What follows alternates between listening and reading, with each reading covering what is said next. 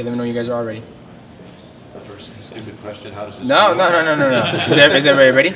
Go for it. Yeah. Okay, so we'll not be taking any questions. I'll give you guys a statement, so save your questions.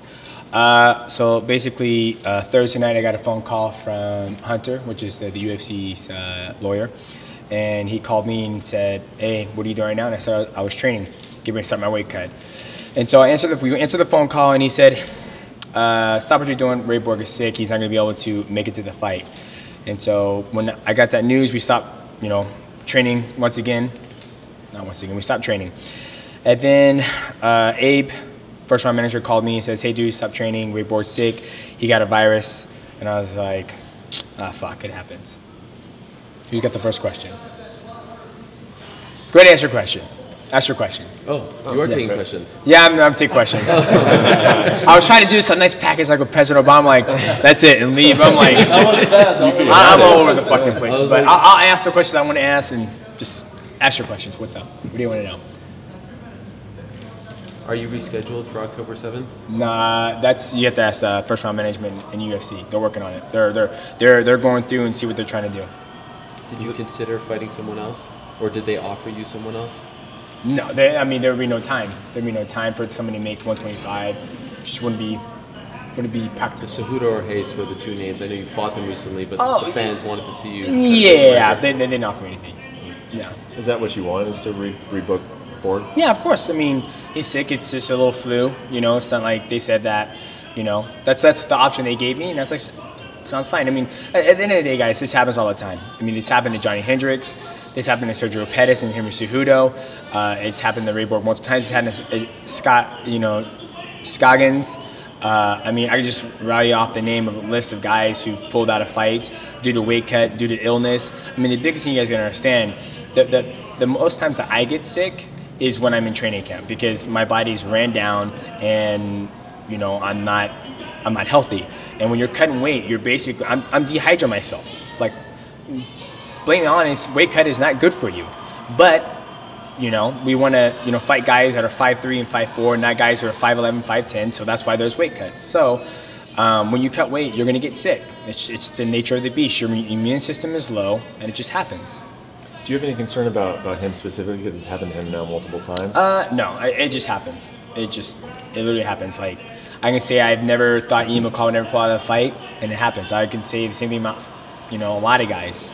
It just happens. There were some rumors that he was knocking you out during the whole week. Did they not give you like heads up before? No, because I'm not focused on that. I'm focused on myself. I mean, I saw my coaches saw him. He was on the treadmill running. One of the girls who works at the restaurant said he didn't eat anything.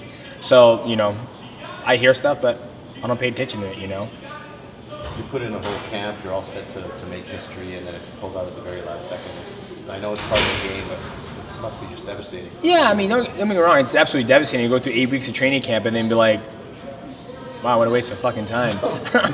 I mean, all the interviews and all that stuff. I mean, but it's part of the game. I mean, the only way you can handle it is as a professional.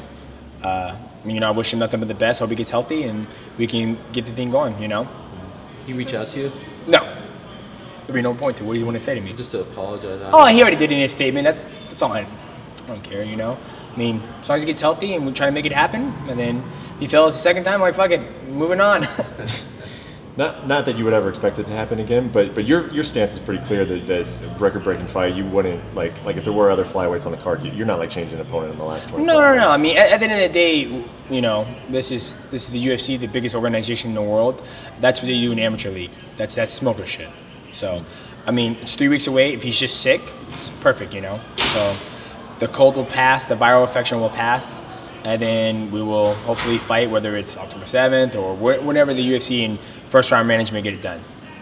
Can you talk about just what it would do, what it does to your psyche, though, to like peak and then have to go back into camp essentially for a fight 4 weeks away? Yeah, I mean, obviously I've done it before. It's not the first time. I did it for UFC 178 when John Jones got out or DC got injured. I was getting ready to fight Chris Carriasso, UFC 177.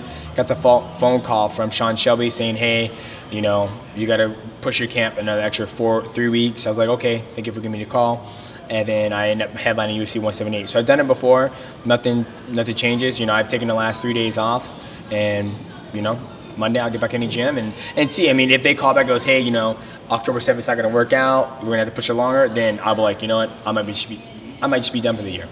Just because I'm not going to go 6 or 7 weeks, because that's when the injuries start to happen. That's when things start to, you know, accumulate, and it's like, dude, you've already been grinding for 8 weeks hard. You peaked at this moment. Now you're going to, you know, that's what happened in the Wilson-Hayes fight. I beat Hirasuto super fast. I was like, I'll fight July 30th. I had to tear my LCL. Have you been in the arena yet? Yeah, I've been in there. What is it like? I mean, it's a pretty hot crowd. I think it's going to be a sellout.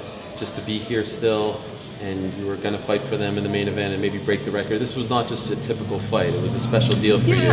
Is it weird being here? Would you rather not be here? Is it bothering you? I mean, honestly, if my wife and my friends and family, I had a lot of people come out for this. You know, people from Twitch community, newest Mighty Squad member. Make sure you guys turn your camera, get and look at this man.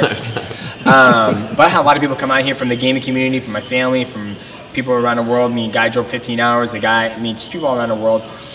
So if my family wasn't here, then I would have been on the first flight back home, like go home and be with my family. But since they're here, I figured we might as well stay, watch the fights, and enjoy the atmosphere. Then, you know, get back home and get right back into work. And the first thing I would say is, like, I truly from the bottom of my heart appreciate the UFC, Hunter, Dana, those guys giving me a phone call and letting me know what was going on. Instead of me working out, cutting weight, jumping in the tub, and to continue my workout, and then find out from one of you guys on Twitter and Instagram. So I truly appreciate that. I want them to know that.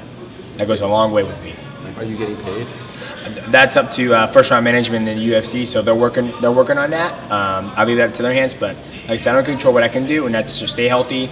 And then, you know, if it does end up being October 7th, go back home, resituate, reset, get myself focused, and try to stay healthy. Are you optimistic?